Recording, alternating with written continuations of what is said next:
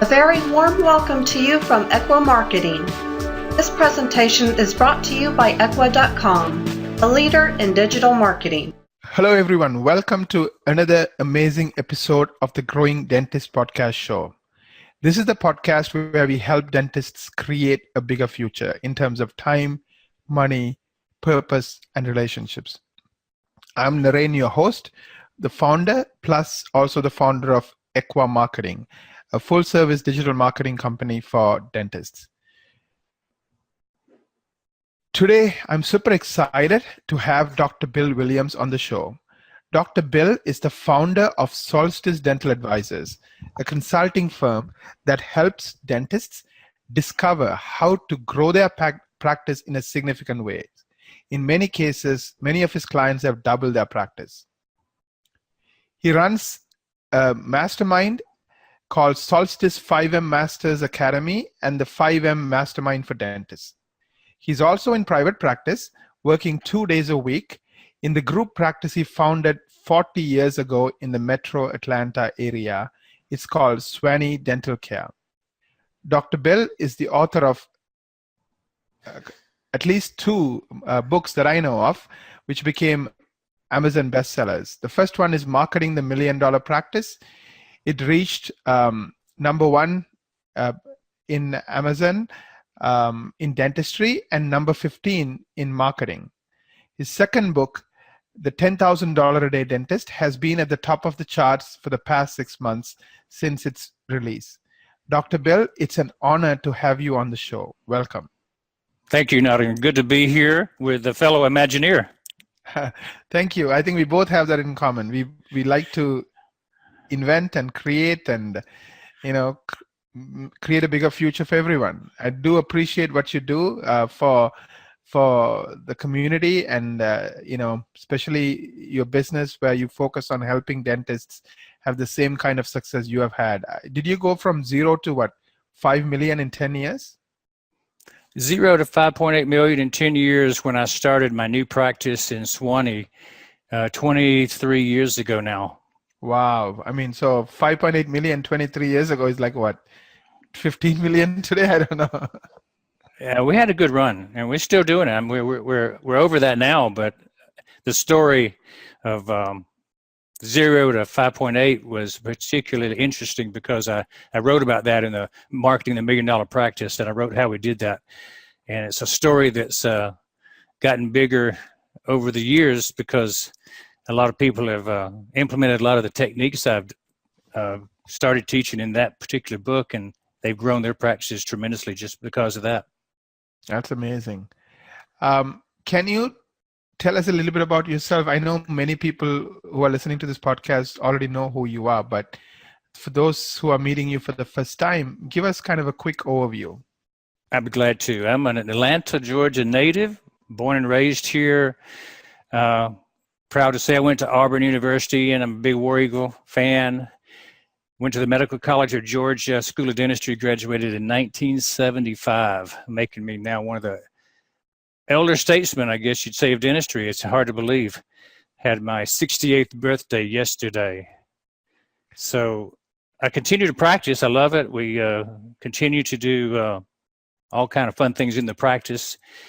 I did limit myself to 2 days a week so I could teach more and do more masterminds. So I have a choice now between working or not working. So that's a nice place to be out there, is to what I call finish well. When I started my practice, it was in Stone Mountain, Georgia, and I was there for 23 years, and I built up a huge 12-operatory, 8,000 square foot building, group practice, sold it, started over at age 48, moved to Swanee, no patients. And a story that really is pretty phenomenal is that I couldn't get a Yellow Page ad out, which would have been my major marketing tool back in the Stone Mountain era. And so I started on this thing called the internet, which, nobody ever heard of hardly back then. And so I was a pioneer in the internet marketing wise, and became instantly successful and grew with $500,000 a year every year for 10 straight years, and largely because of focusing on marketing. I already had my dental clinical skills down. And so I had to focus on growing fast in a new place to grow the practice up as big as I had down in Stone Mountain. And it turned out it got to be three times bigger by the time I finished trying to grow it. And I purposely stopped trying to grow it after 10 years and just wanted to maintain, because we already had 4 dentists and like almost a $6 million practice at that time. That's amazing. I know we had a small chat and we kind of said, okay, what can we do today that's going to, leave people with as much knowledge in as little time as possible? And we decided to talk about this idea that the most successful people in business, they don't do 1,000 different things. They do a few things again and again and again and again. And as a very successful dentist, probably in the top, 0.5%, if not less, in your field, you figured out the same lesson and you realized if a dentist can have a $10,000 a day and then figure out a way to repeat it, he has a successful practice. Exactly. I always teach people that if you figure out a system that works, just repeat the system time after time. As long as you're having fun, keep doing that, and you don't have to really reinvent yourself every year. Right. So today we're going to talk about how to build a practice where anybody can have a $10,000 a day. Correct? I think anybody can have a $10,000 a day average. Now, that's a little different than having a $10,000 a day. I understand. So we are focusing on how do we have an average $10,000 a day practice. So let's get started. Let's jump in. Where do you want to start? I don't want to even direct you because you know how to build this $10,000 a day practice. So what's the first thing you would do? Go ahead. Let's start at the beginning. I look back over my career since I came to Swanee, and I said, what have I done that's different that's worth teaching somebody else? Because I was looking to do a lecture at my first Mastermind 3 years ago, and I was going to teach them how to be successful. And I wanted to know what could I do in a lecture format that would really set them on fire for the whole year. And so I thought about it, and I thought, okay, I've done pretty well productivity-wise, so let's think about that.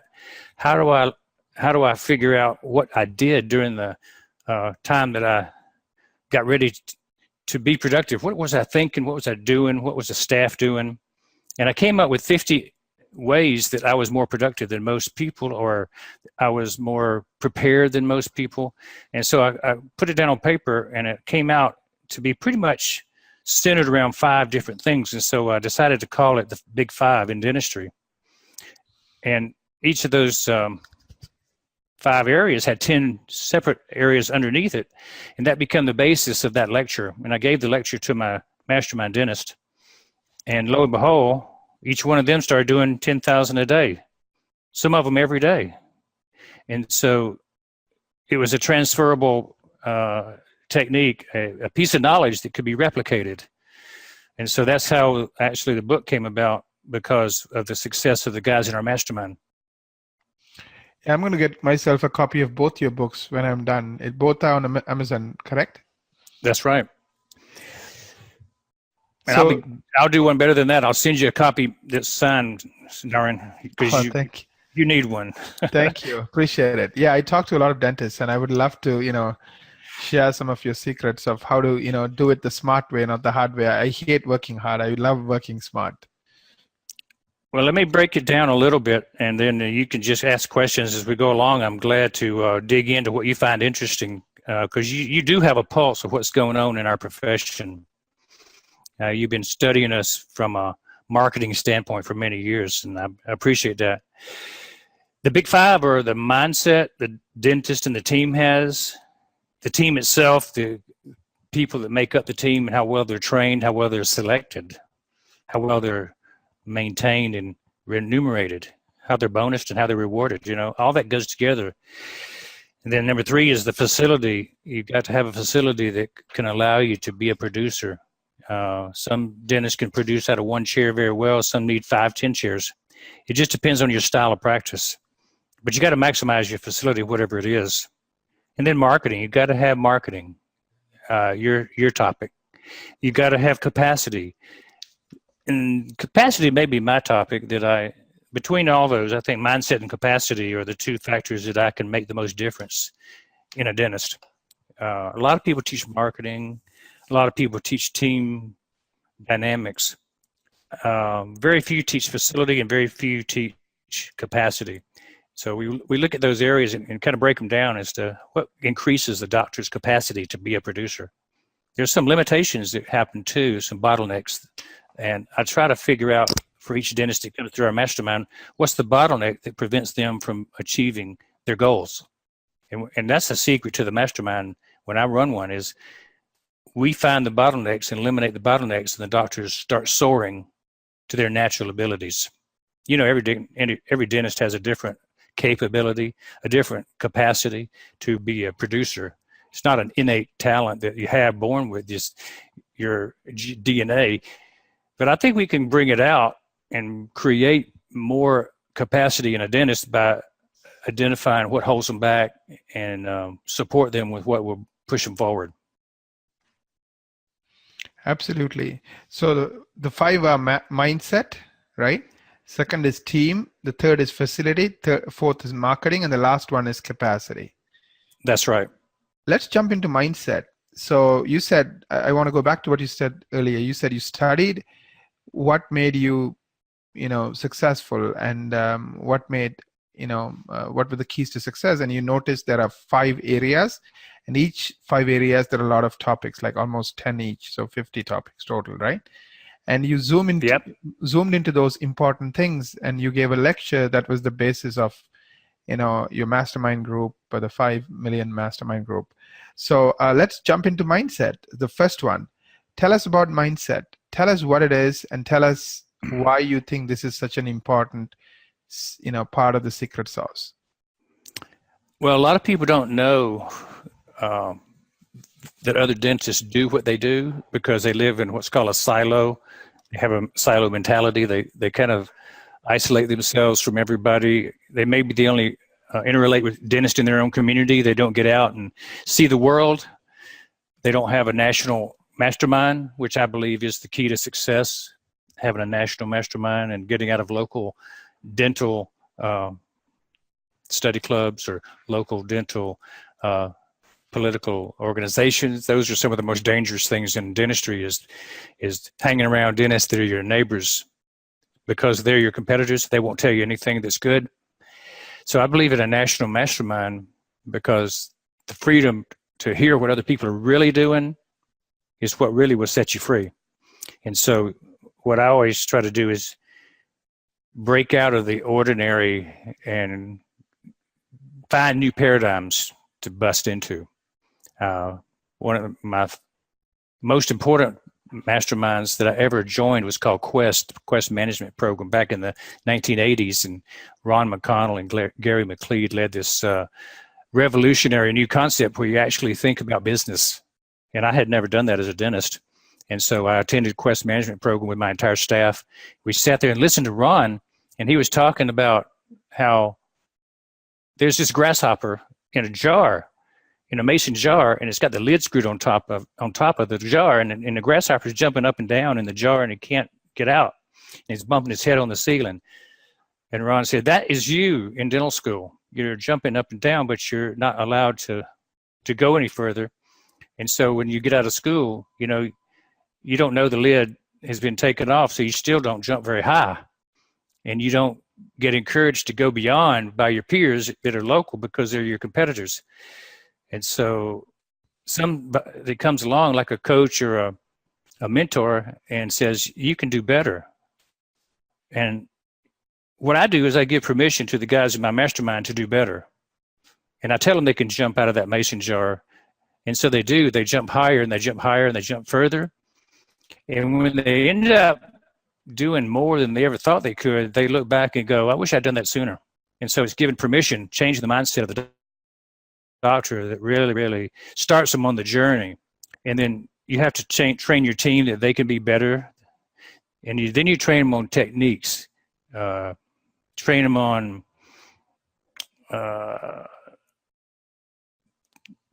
those areas of dentistry that are the soft skills, I call it: leadership, communication, management skills. We have a program we run called the Say Yes program, where we just don't say no. When people ask us to do something, we say yes unless there's some, reason we can't. If they want us to stay late, we'll stay late. If they want us to do a crown before they do something that we think might be better, we're going to say yes if it's safe for them to do it, if it's legal for them to do it. We're not going to say no to people just because it's our protocol or our policy. So policies are rigid, and we try to get away from that. So we have a whole bunch of things like the big bad word, upselling. A lot of people rail against the idea that doctors are salesmen or doctors sell things to people, but I'm here to tell all the dental profession, you've got to be a marketer, you've got to be a salesman, you've got to be promoting your own product. But it's always based on what's good for the patient. It's never based on what's good for the doctor. But the idea that you're selling yourself, you're selling your product, you're selling your services has to be forefront in your whole team's mind if you want to be successful. And so I don't have any problems using words like selling. Mindset is all about being a good doctor, a clinician, a good businessman, a good manager, a good leader. If you have the belief that you are the best at what you do, then that also includes being somebody who can sell your product to the patients, because they have a lot of barriers between them and the product. The total health is the product. We sell better health. We sell better beauty, aesthetics, cosmetic, dentistry. We sell things that people want and need. If you can't sell it, what good is it going to do the patient? And so we have to bring our sales skills to the front. We have to train our team to be better at interfacing with patients to get over their objections. So classic sales training to handle objections is important. Showing your best face, dress for success. Everything has to appear perfect to the patient so they move forward, because they're going to be scared off by trash on the floor, dirty instruments, blood on the handles of instruments that are sitting in front of them on the tray top. Things like that, they're all about creating mindset. Your mindset, the patient's mindset, the staff's mindset. There's lots to mindset. We could just go on for an hour, but let's go to the next topic. Before we jump into the next topic, I'm fascinated by mindset because I totally believe in it. The way I explain it is, let's say you are in New York and you have a map of New York from 30 years ago, you're going to get lost. So mindset is kind of like a map. It's kind of how you navigate the world. So if you're wearing a blue glasses, you're going to see everything blue, right? So It's not really the world is different. It's just the way you look at it is different. And what you're saying is we have a lot of limiting mindsets. And like that story you shared in terms of the grasshopper in a bottle with a lid, that's a perfect example of a limiting mindset. And then you talked about how when you just only network or work with people locally, again, they're your competitors. They're not going to want you to grow. They don't want you to be successful, because if you're successful, in their mind, they're going to lose. So, they're not supporting a growth mindset. So you talked a lot about, the misunderstanding people have about selling. When Steve Jobs died, millions of people cried, even though they paid him thousands of dollars over years and years and years. Recurring revenue. He got more money from me than anybody else, probably. Exactly. And so some people think that selling, being a great marketer is a bad thing, but it all comes down to the customer. Why would millions of people pay tribute to somebody who they paid thousands of dollars to? So really, I think sometimes we have the mindset, if I'm going to ask people to pay, that means I'm a bad person, or those limiting beliefs, or those the wrong maps, so to speak. So what you're saying, if I were to summarize what you're saying, is if you want to change your future, you have to change the way you look at the world. This is a perfect example of how I view the world. Right. So really, the world is fine. It's just the way you look at it that's limiting you. Like, almost like you have a ceiling that's just like that grasshopper you keep hitting against until you break through the old mindsets and you create new mindsets. You're still going to be in that bottle like a grasshopper. So what you do and what you do for yourself and you encourage all the people you help do is to break out of the limiting mindsets and create new abundant mindsets. Exactly. I practice in an area where very few people I know do $10,000 a day. I mean, a few do, but every one of my friends nationally does. Everyone. I hang around people all over the country that do much more than that. I have lots of friends who do $20,000 every day. And a lot of people say it's impossible. You can't do good dentistry and do that much.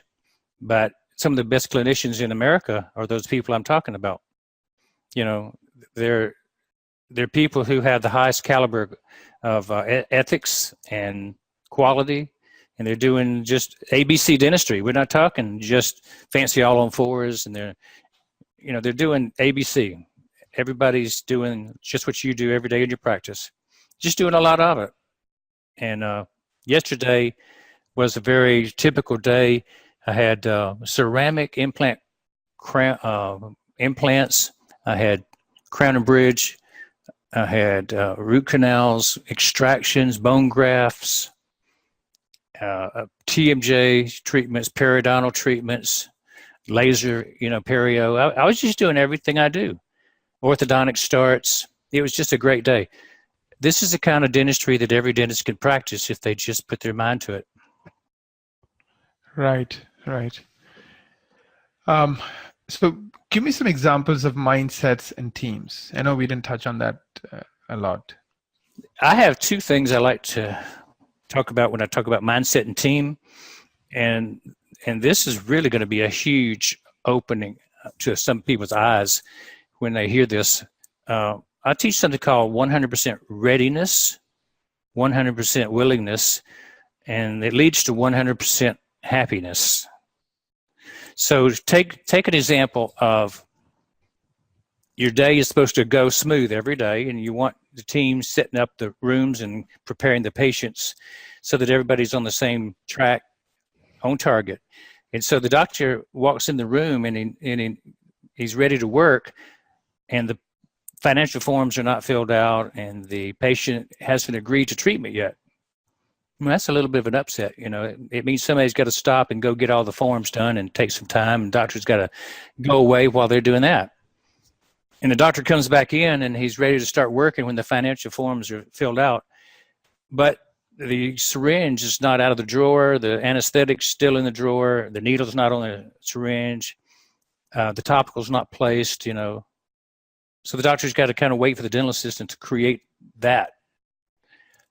And it just, one thing leads to another, and it's like little tiny hiccups. So one thing we teach is 100% readiness, so when the doctor walks in, everything's done. So if I see 20 patients a day, I've got 20 opportunities for it to be perfectly right or perfectly wrong. I mean, how many ways can things go wrong in a dental procedure for setup, for patient communication, for the written documentation, post-op notes? Everything can go right or it can go wrong. And so what we're working with is having the team 100% willing to do everything that's necessary to make it go smooth so that we have 100% readiness for that patient when they arrive in the office, and 100% readiness when the doctor arrives in the operatory. So knowledge of what's going to happen has to happen beforehand, of course, and we have to pre-plan. We have to have our morning huddle to kind of catch up on what's going to happen that day, and everybody's prepared for the moment that's coming soon at 8 o'clock. Now, the hygienists can get involved in this too. They can be waiting for the doctor to come, and they're 10 minutes into their time after they've asked the doctor to come. The doctor hadn't come yet, so they're kind of at the will of the doctor to show up. And so if that doctor won't come out of the bathroom, if that doctor won't get off the phone or won't break from his restoration he's working on, then the hygienist can be a little bit upset too, because the doctor's not 100% ready and 100% willing to meet her needs. So it's a scenario here of one person in the office and another person in the office needing to be served by one another. The doctor serves the team, and the team serves the doctor. The patients are served by the team and the doctor. And the patient's got to show up at the office on time to serve us. So everybody has a contract and an agreement with each other to kind of be on time, be ready. So what I always want to get across to the teams when we talk with training teams is, if you can accomplish 100% readiness and willingness to do the job that's set before you, then everybody's going to be very happy. And if you have 50 different connections during the day between staff and patients and doctors that go well, at the end of the day, everybody's really happy. They go home happy. And you have a great time and you celebrate that was a great day. You don't mind coming to work tomorrow. But on the other hand, if you had 15 or 20 of those events go wrong and there were upsets, micro upsets during the day where things weren't right and you got a little consternation about the financials not being perfect, the appointment being different from what the patient expected, the setup of the room being wrong, you'd end up with a little bit of a combination of chips on your shoulder that ended up being a couple of pounds, not just chips, and eventually spill over into your attitude, and that would lead to unhappiness, and you wouldn't want to come to work every day like that. So I just put the mindset of the team right up there at the forefront of what makes me successful. Is if I have a team that's really focused on the same goals I have, and we're all doing 100% willingness and readiness, and we're all going to have 100% happiness, and that makes for a very productive team. Right. So what you're saying is, like, I'll use Apple because you are an Apple fan. So when I get an Apple product in the mail, I don't need a knife to cut it open, right? That's a small tab. I just flip it open, right? Mm-hmm. I don't need to charge it. It's charged. So when Apple learned the lesson that here is the best way to ship a product, they never forget that lesson. They repeat that they live that lesson millions and millions of times, day in and day out for every customer. So whether you are a brand new Apple customer or you are buying an Apple product for the 15th time, you benefit from Apple being perfect, and you love it. And the people love it because, of course, when the customers love it, the customers are going to compliment them. The doctor or the team is going to compliment them. So everybody's happy too. So what he's saying is a lot of practices may have been successful once. They got it perfect once, but they don't write it down, they don't think it through, and they don't do it every time. So some of the times they are happy, some are successful, some of the times they're not perfect. Consistency makes a difference, and happiness is related to having consistent systems run consistently. Right. So it's really important to know what made you successful and remember it and live it or execute it time in and time out. So that's one of the key lessons. And of course, what you're saying is that leads to happiness. So who doesn't want to come to a practice where we scored 20 out of 20, home runs? Absolutely. Right? As opposed to, we almost died and we almost got kicked out of the playoffs, and you know what I mean? It's a mess and everybody's unhappy and people are mad at each other and, yelling. I almost took it for granted, this concept, until I became unhappy. I had the same dental assistant for 15 years, and she read my mind, knew my moods, knew my likes, dislikes, could read everywhere I was going to go before I went in the operatory. And so I never had to really think about all this happiness. And so when she retired and went somewhere to not be my assistant, it's like I had to start over with training new people. And I quickly remembered how it used to be. Right. Back in the old days. And so working with a team that has your same mindset and belief system is so important.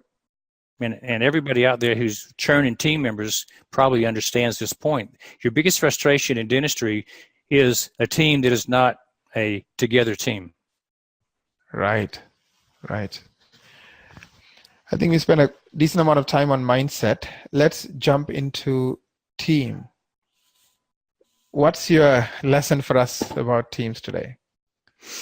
Well, the team mindset and the team itself kind of go together.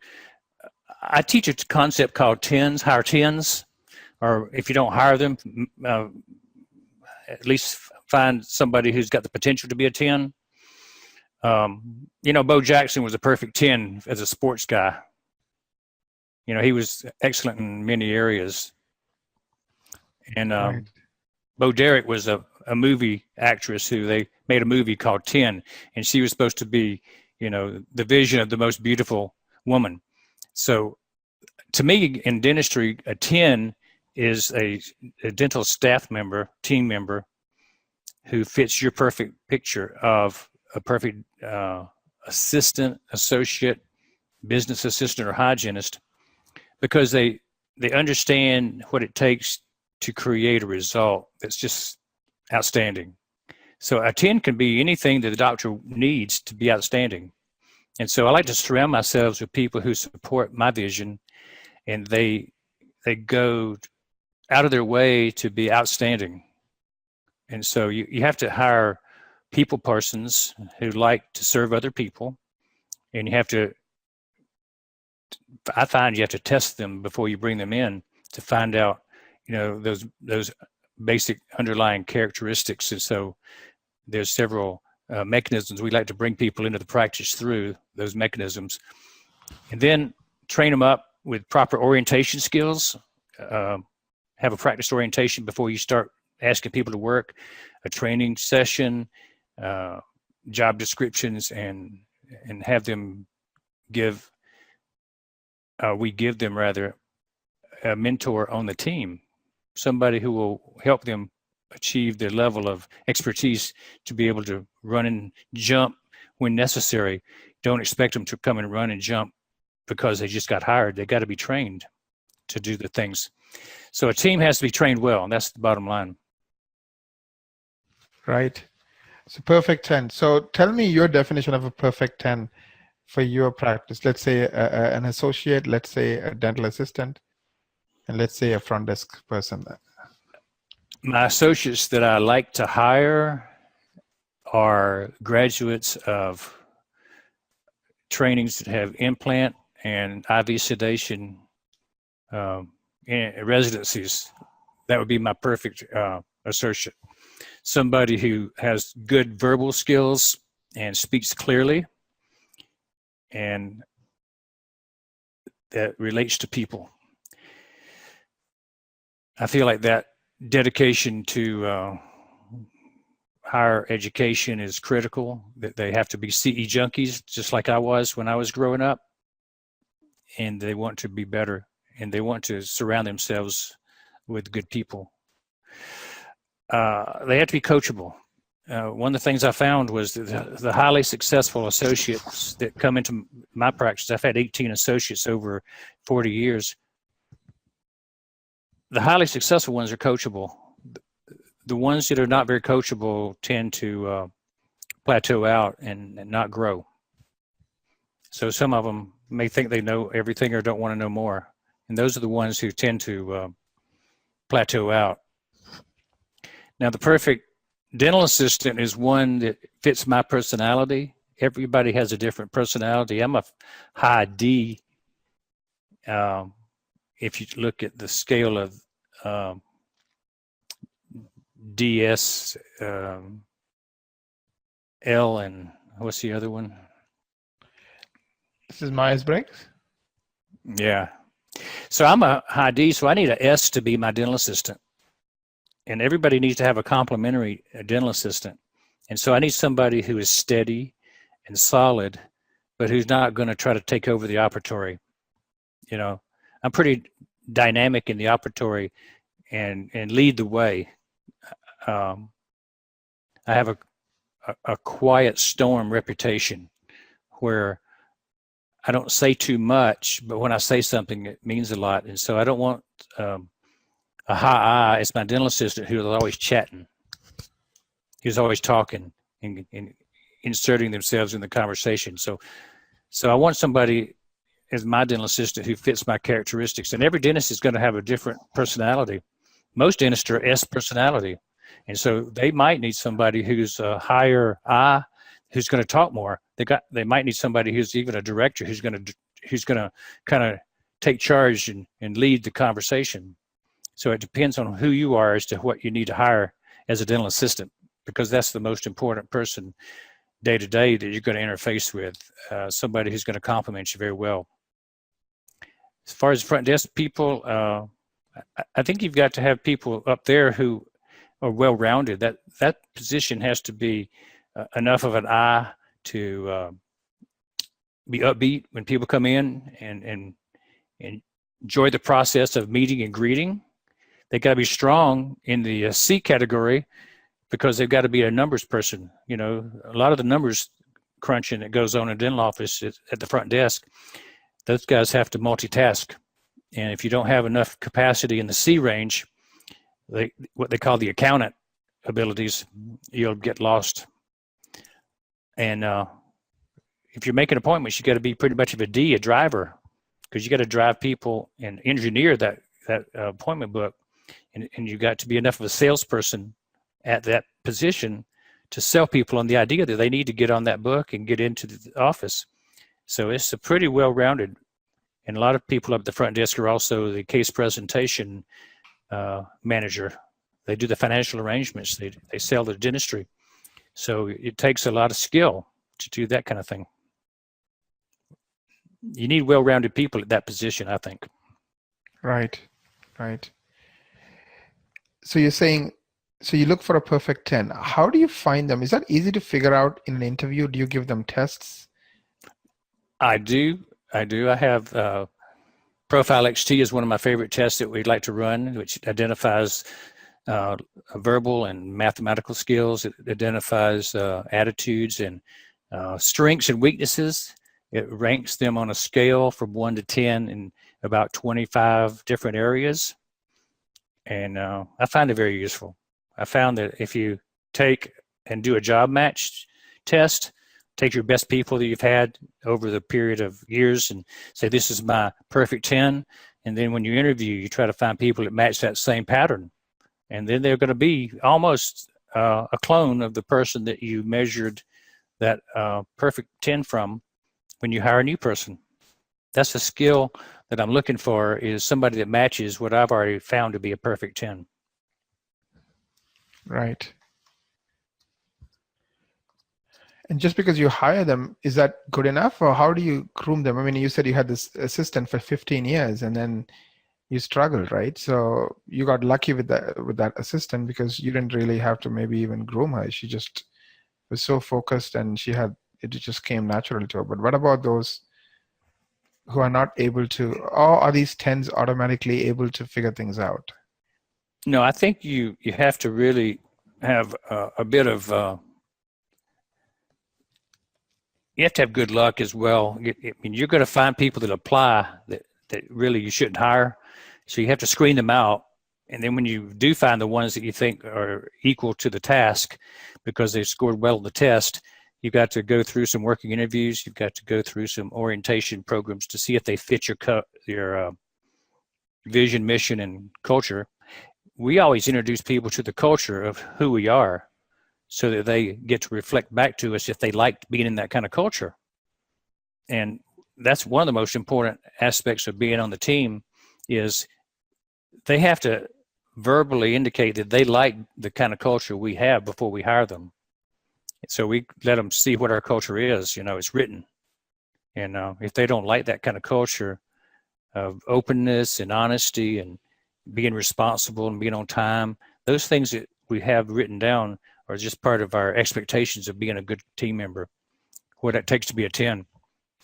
And once they get accepted on the team, then they go through an orientation, they go through an initial training period, and then they start working in the operatories with us or working at their position once they've gone through a training period. Ideally, somebody shouldn't touch a patient until they've at least gone through a few days or a week of training, in other words. Right.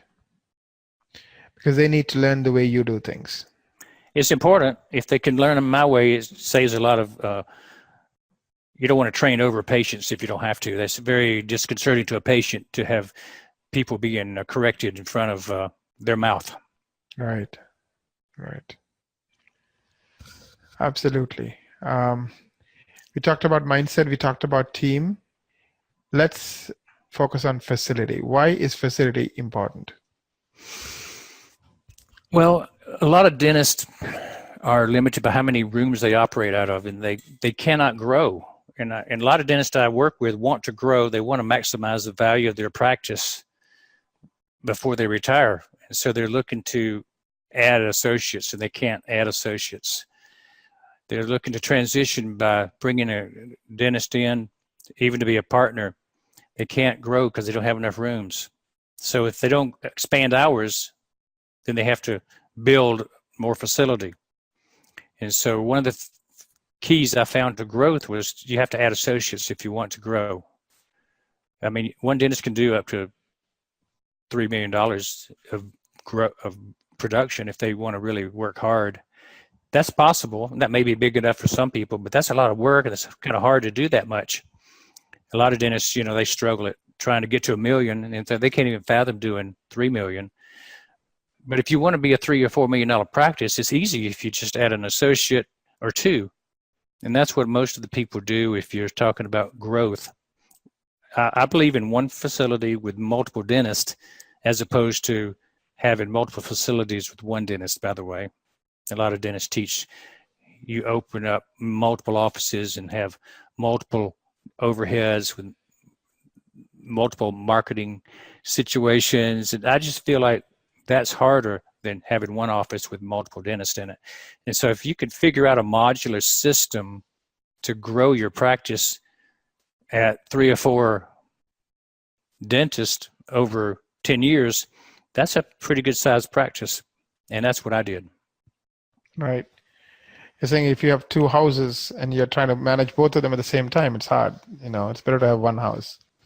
Yeah, I know a lot of dentists who've got vacation houses and the seashore and one in the mountains, and they go to their vacation to repair their house.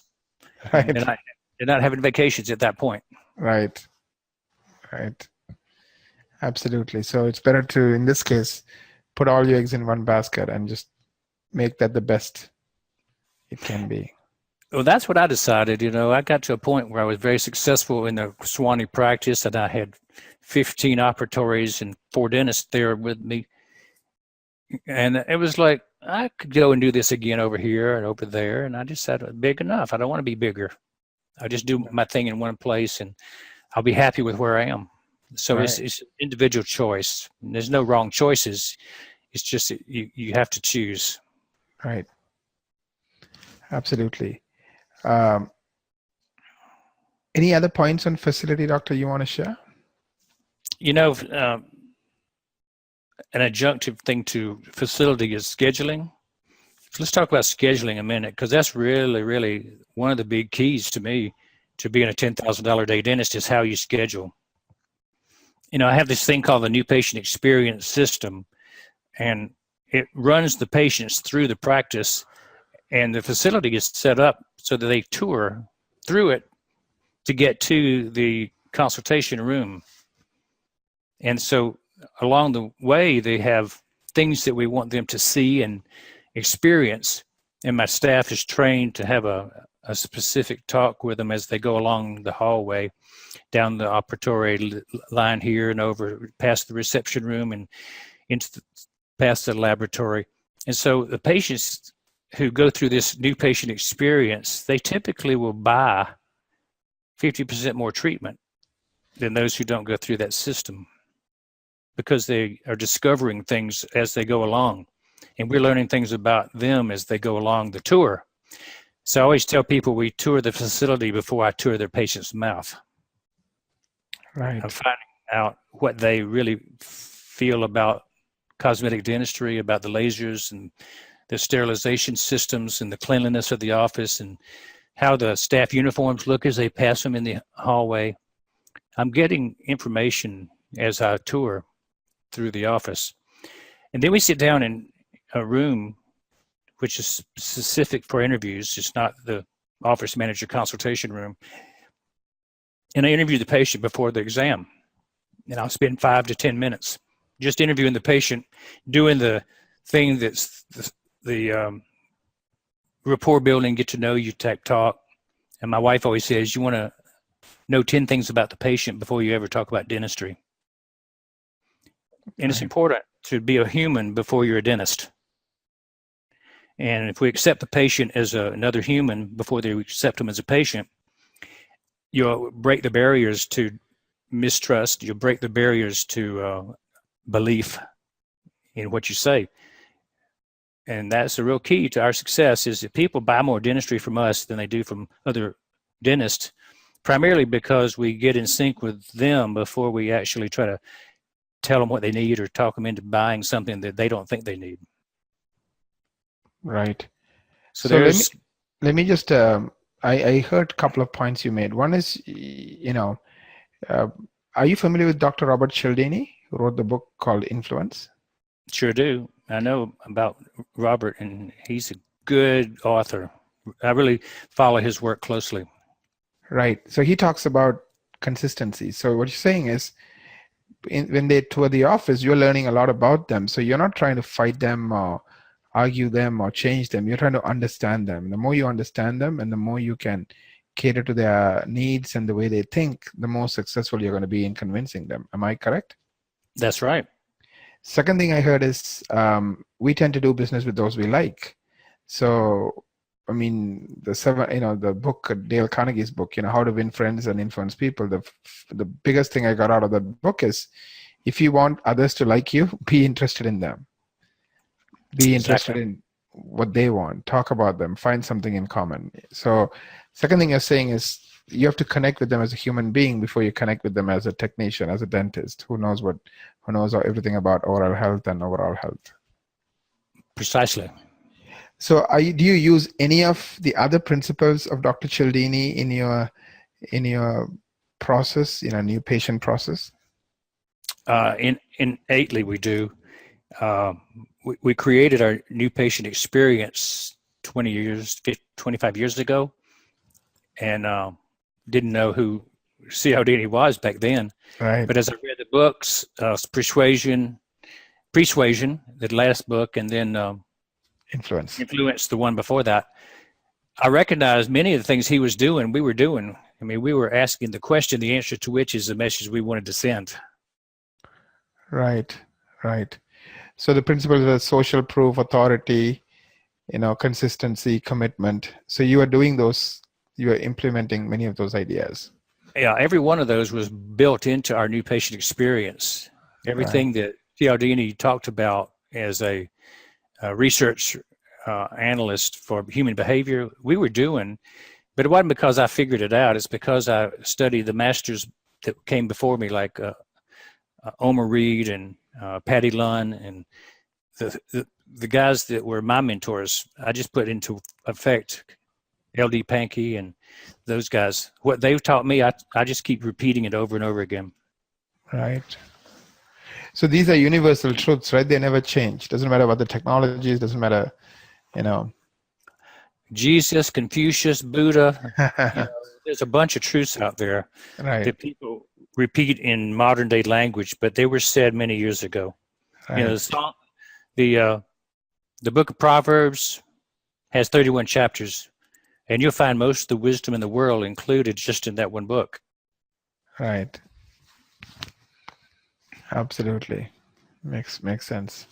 So you are a student of, these key principles, key ideas. And absolutely. Cialdini is one of the people that I recommend to my students to get his books and read them. I have a big book reading list that all my Mastermind people receive from me, and we give books out every month to our Mastermind clients so that they keep up with the latest and greatest ideas. And I'm always interested in who's teaching the most interesting materials. Right. What are some of the top books you recommend besides Cialdini? Well, my whole career started with getting recommended the book Think and Grow Rich by Napoleon Hill. And so, you've got to start with that book. That's the granddaddy of all mindset books. Right. And the latest book that I've read, gosh, I'm trying to think of what it is.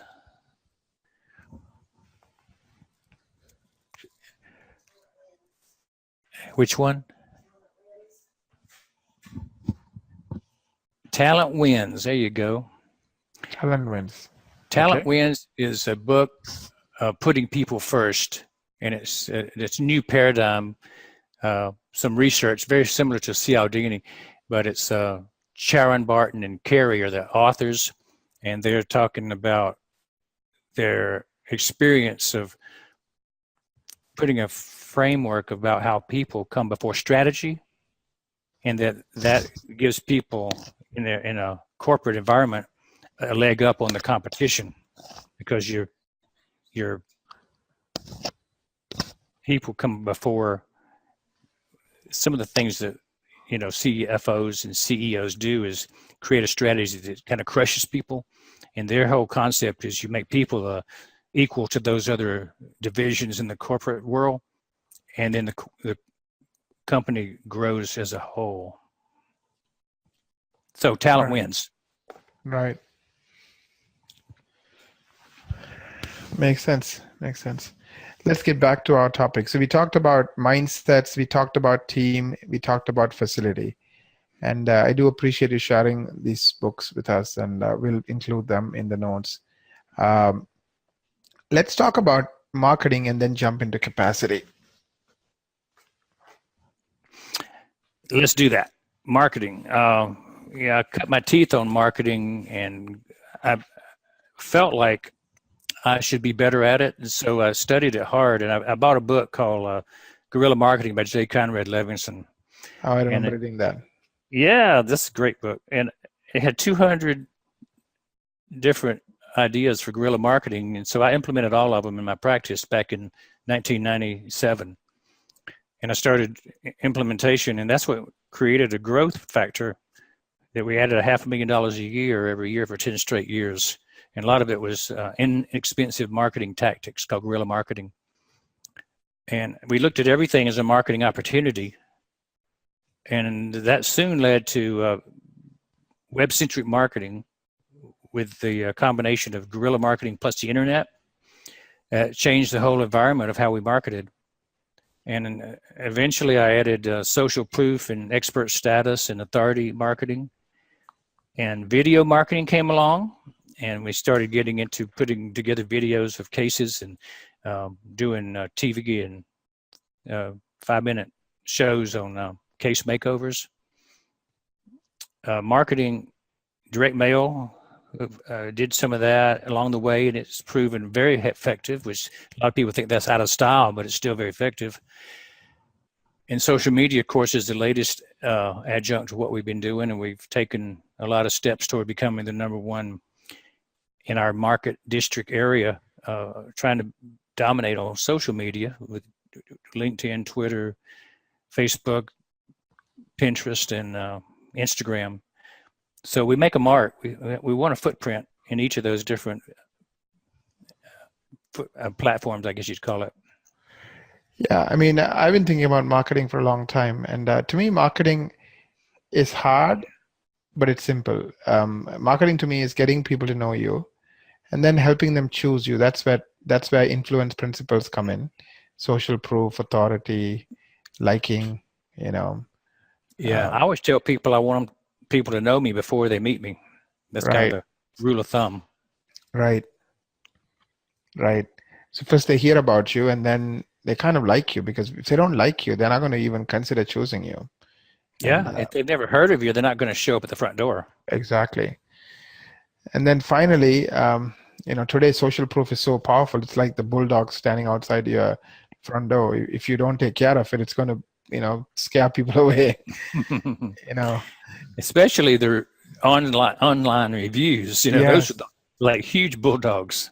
Right. And people, why they don't want to take any chances. When in 2 seconds they can find out if the bulldog is there or not. You know what I mean? I like it. If it's not there, then they walk in. If not, they just walk away. So it's our job to feed that bulldog meat every day. Keep it happy. Keep it happy. Exactly. More good reviews. You want some more good reviews? Exactly. Right. Yeah. So marketing is not that, complicated. It's pretty simple. It's just that I think a lot of people don't understand how simple it is, and they don't know where to focus. They just jump with the next trend. I know everybody's talking about dot dot dot, and they're onto the dot dot dot without understanding the fundamentals of marketing, and then Well, executing on it. most dentists never had a course in business management, much less marketing. Marketing is not business management. Marketing is a whole separate area. And I would venture to say that only 1 out of 100 dentists has ever put together a marketing action plan. Right. If that many. I mean, it's rare to find a dentist who's actually made a plan. When they come into our mastermind, most of them have no clue of what a marketing action plan even is. And they have to create one, and they have to find a team who can actually implement it. These days, a dentist can't do it all themselves. They've got to have experts in the marketing field to delegate to. Right. Yeah, because it's pretty complicated as it is. So you need, I think one of the keys to success I have found is you need partnerships. You need people who are really, really good at what they do, who partner with you and who you partner with. And it's just like you have a financial planner and a good accountant. You need those key partners. And I think marketing is so important today. I think you need that marketing partner as well. Mm-hmm. Well, if you can get a marketing partner that provides return on investment, you should stick with them for a long time, because that's the key to success, is having a steady stream of new patients. And marketing's whole purpose is to bring in new patients. Exactly. Yeah, one of the things that I focus on is, what percentage of our clients stick with us year after year. And I'm really proud of the fact that more than 90% of our dentists, stick with us. And you're right, it comes down to ROI. Marketing is one of those things, when it works, because you know how many patients you're getting, because everything can be tracked. You can set up call tracking, and so you don't need to even pay out of your own pocket. If you do it right, it should pay for itself times 10 times. So. Yeah, that's the one thing I always caution people about, is if your marketing team that you hire can't give you ROI figures, if you can't document the good results they're getting, then you probably shouldn't be working with them, because they don't have proof that their product's doing the job, and move on. Right. Absolutely. And I think the other thing that people have to understand is marketing is about influence, right? For the person to pick up the phone and call you or book that appointment, lots of things have to happen. So I think sometimes people just focus on each piece without realizing that the key is connecting the dots. So at the end of the day, what really matters is the number of new clients you're getting, number of patients you're getting. So eventually the phone rings because all those dots are connected. For example, NAP, which is name, address, phone number consistency. If you do that well, you're going to do better in SEO. You're going to show up on Google Maps.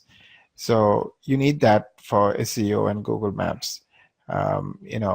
Reviews, like you said, the bulldogs. So if you don't feed the bulldogs, they're going to scare patients away. So you need that, because you can have the best SEO and the best website, but if people are getting scared away, then who cares that you have the best SEO and the best website, right? Now, a lot of people today have to see you so many times before they like you and they choose you. So you need a way to keep in touch with them. And sometimes Facebook and Instagram and those things are really good, because, in the old days, they loved opening emails, but today they don't. So now through Facebook, you can stay in touch with them, as long as, you have a smart strategy to kind of continue to be in front of them. And go ahead. No, I believe in staying in front of patients, and Facebook's a great way to do it. Throwing out fun stuff, interesting stuff, not just teeth talk. It's got to be something that just makes them remember you are human too. Right. We're all in this together as a society.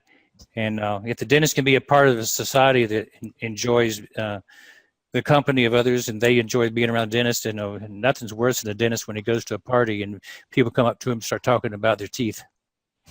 Right.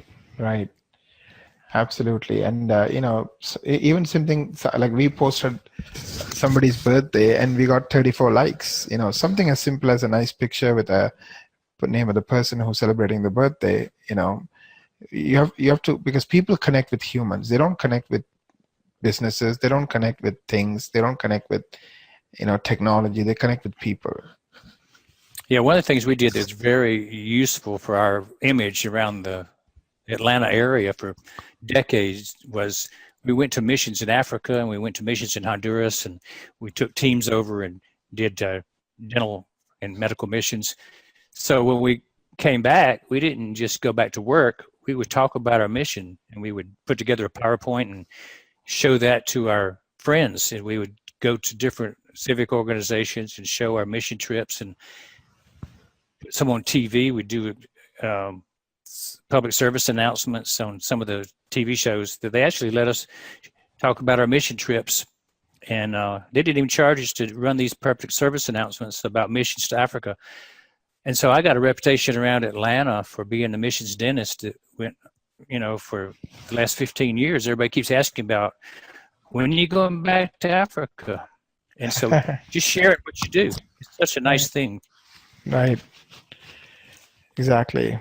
And we like people who are kind to others, right? I mean, when you say thank you, a lot of people respond to it. When you do nice things to others, especially when you don't have anything in return, you're just doing it because it's the right thing to do or you believe in it. People like to go to giving people. That's one thing we found from the many, many comments we got on pictures from Africa, our Facebook posts that showed our clinic in Africa. People really like their dentist to be a generous person. Right. Right. Absolutely. Absolutely. Anything else on marketing we should touch on, Doctor? Oh, there's so much to talk about marketing, but hold it back for another day. We'll go to some other. We got so much to talk about. I'm glad to go to the next topic. Yes, let's talk about capacity. I think that's the topic you're very passionate about. What do you mean by capacity? It's the ability of the dentist to create a busy day. The $10,000 a day dentist is a busy guy or girl. And if you can create that day after day, it creates the best month you ever had. And if you do it month after month, it's the best year you ever had. And so my goal is to help every dentist have the best year they've ever had when they come into our mastermind. And, they don't forget what I taught them. And so what I find, every dentist that's been through my program grows more the second year than they did in the first year, so that they have bigger growth. And so that creates a crazy good career. And they end up being able to finish their career with a lot better practice, more profits, more money savings in their retirement accounts. The practice is worth more. They sell it for a bigger profit at the end of their career. So everybody wins when they learn how to do one day really well. So I focused on one day being very productive. And it all started with talking about scheduling, how to schedule $10,000 every day.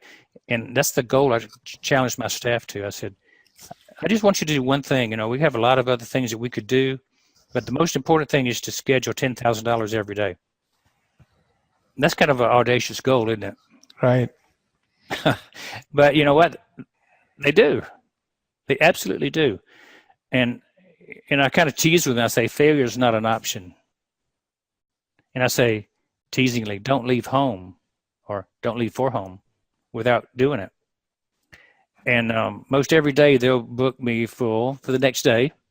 And I'm not booked with 1 or 2 or 3 days out a lot of times. I'm not 6 months out. That's one of the most serious enemies of production, is to be booked out. So we talk about having the perfect day. And I use an ABC schedule, 3 chairs. And I want a good procedure in the first column, a good procedure, but not the best, in the second column, and then one of those no production type procedures in the third column. Ideally, I want difficult, easy, and no brainer in my 3 rooms. Every hour, I want to repeat that same process. And so I talk about having 3 and 3, 3 patients in the chair at 8 o'clock in the morning, 3 rooms, 3 patients. So I want to start every day perfect like that, because I want to go over here and give anesthesia for a crown, give anesthesia for a fill-in, go see the crown. And then I want to go back to the first room, prepare the crown prep, go ahead and fill the fill-in, and then whatever comes in the next room. So just go back and forth between about 3 rooms all day long is my perfect day. And every day just seems to flow in that fashion where I'm bouncing back and forth and checking hygiene between. And if I start every day out perfect, then every day pretty much ends up perfect. Right. So the 3 rooms are something, like a crown, so something hard, something easy. And what's the third one? No brainer, you said. That's like the hygiene, or is that something else? Well, orthodontic checks, Okay. seat crowns. Now, I'm not going to see the 10-unit makeover. That's going to be called a major, to seat a 10-unit makeover with veneers or something. But just to seat a single crown should be a 2-minute job for the dental, for the doctor. The dental assistant should be able to handle everything but the final check. The doctor has to check it and cement it. So orthodontics, TMJ are all quickies. And then post-op checks, denture adjustments, things like that are quick, no production. So we always book those in the room 3. Right. I have three assistants, and so they're always kept busy. That's the thing. If you have 1 or 2 assistants and you're finding you can't get things done, you just need to hire another assistant. Right. Because they can do most of this, right? So you just need to go there for a couple of minutes. Yeah, you have to believe in delegation to the level that the state law allows, and let them do what they can do. And the dental guy that's the control freak that won't let them do anything is not going to be as productive. You just have to personally decide if you want to delegate and train them up as well as you can do it. That's the key to delegation, is don't let them do anything they can't do as good or better than you can do. Right. Now, as far as scheduling goes, every schedule falls apart. That's one thing we know. And so to be a consistent $10,000 a day dentist, not every day is going to get booked to 10,000. That's our goal. That's not our reality. So I might only have 6,000 on the books, but I have to be able to fill the gaps in. And so we're really good at recognizing when we're short of goal and everybody rallies around the point that we have to create what's called same-day dentistry. We have to go into the fix-it mode to make that goal work out. If a patient falls off the schedule and breaks an appointment, we have to be able to scramble. And so we got some built-in techniques to do that. And it's the Say Yes program. It's the same-day dentistry concept. And if I can do those things, then the day fills up and I end up with usually about 30 to 40% more dentistry done than we're actually booked that day. And the only day that I don't do that is when I tell them don't put anybody else in extra, because I'm already totally full and I can't see anybody else. Right. When your whole team is focused on hitting the goal, it will happen. That's exactly what I've noticed. So that focus, that single-minded focus on $10,000 a day dentistry, that's critical as well. Yeah, it's maximizing whatever goal you set. You could set a $5,000 goal if that's your goal, or a 15. I have dentists that work in my mastermind that have a $15,000 a day goal, and they hit it every day. And it's because they set the goal. So it's independently set by whatever dentist wants to set. And the reason I picked the $10,000 number was because that's what I had averaged over the last 15 years every day when I wrote the book, when I did that first lecture. I was just picking a number out of the hat, and it just happened that I'd averaged 10,000 for 15 straight years. And I wanted to write about what I had done. But it's easier to do more than that if you want to, but it wouldn't be as easy to convince dentists that they can do that. It's really hard to convince some dentists they can do 10,000 a day if they haven't seen how to do it. If they just hear the title of the book, they go, that's not possible. That's what some mindsets will do. But once you've seen how, most dentists can do it. Absolutely. This book, how deep is it? How many pages is it, Doctor? The $10,000 a day? Oh, not very bad. It's 158 pages, including the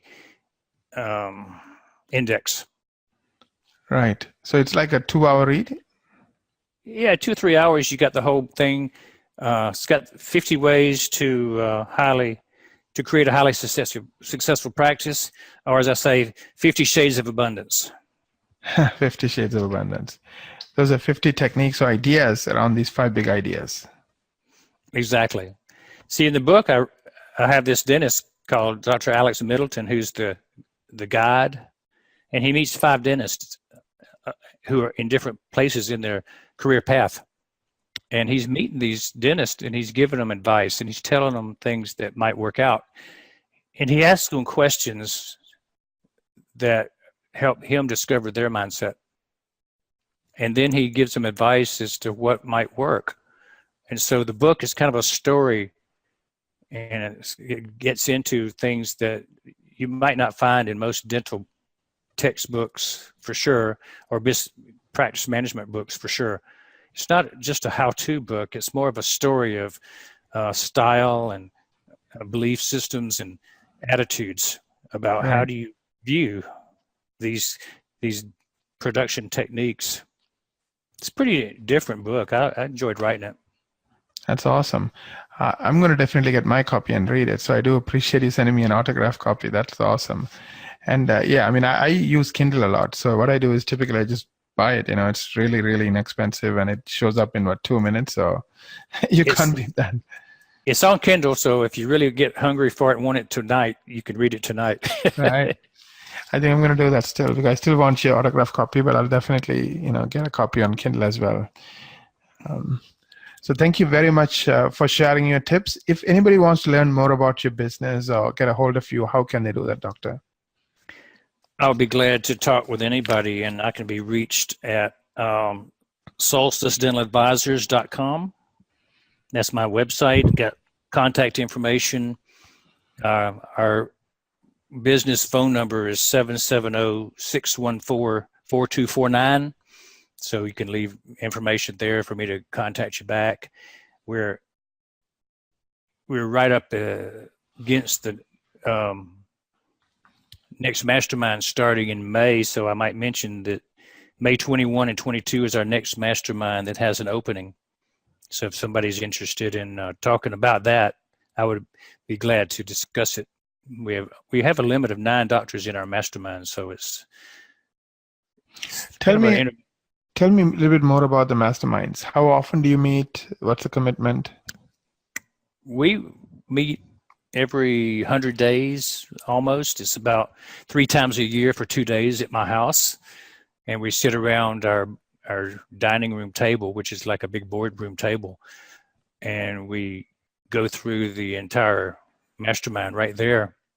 And I'll meet in January, May, and October for 2 days, and we will really enjoy having what's called the hot seat. You're familiar with the hot seat? Yeah. And we dig into each practice, and every session, every dentist goes through the hot seat, and I give lectures that are based on topics that I think are important for each group to learn. And so year process, we have an online Masters Academy as a team building thing that goes along with it. So the team is involved. As long as the doctor wants them to be involved, they do well. What do the teams do? They'll have staff meetings and have training through the modules of online training back home.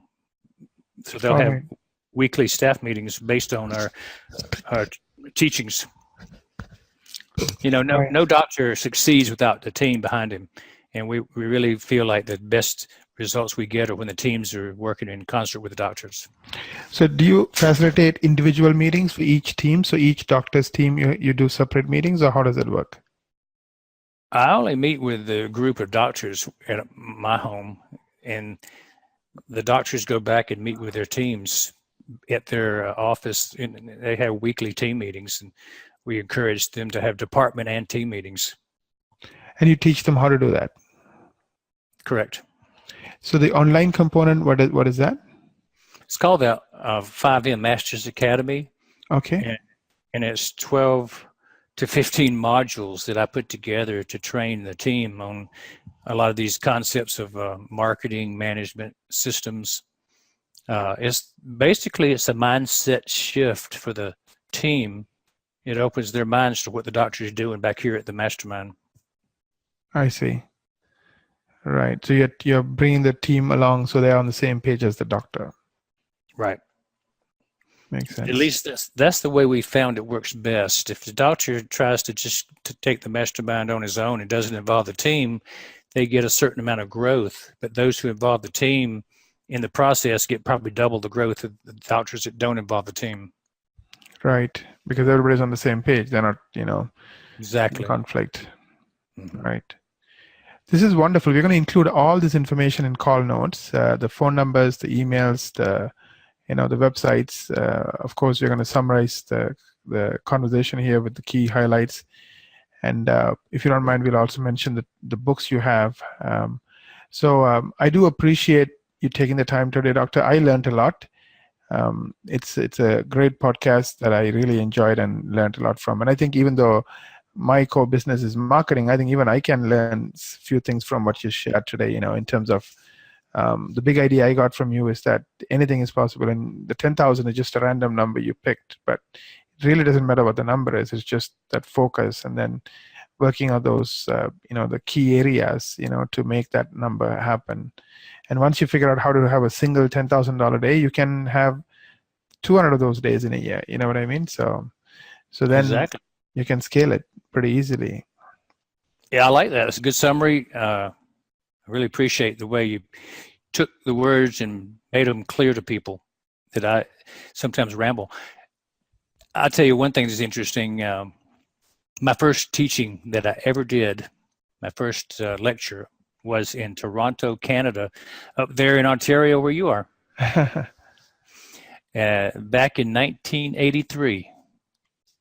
I went to Toronto and gave my first lecture for the United States Dental Institute. So Ontario and Canadians are some of my favorite people. Thank you. I think, what do you like about Canadians? Friendly folks is the number one thing that comes to mind. They're open and friendly. Right. Yeah, I think it's a melting pot. People from all over the place, and people kind of are helpful, and they generally like to do the right thing, and sometimes they say it's sorry too many times, but I think they're. Hey. Yes. Yes. That's it. Jeff Pratt from Guelph, Ontario, was in my mastermind that we met together for 10 years, every 6 months. So I had a real fun first introduction to a dentist in Canada, as well as teaching in Canada. So always good. That's awesome.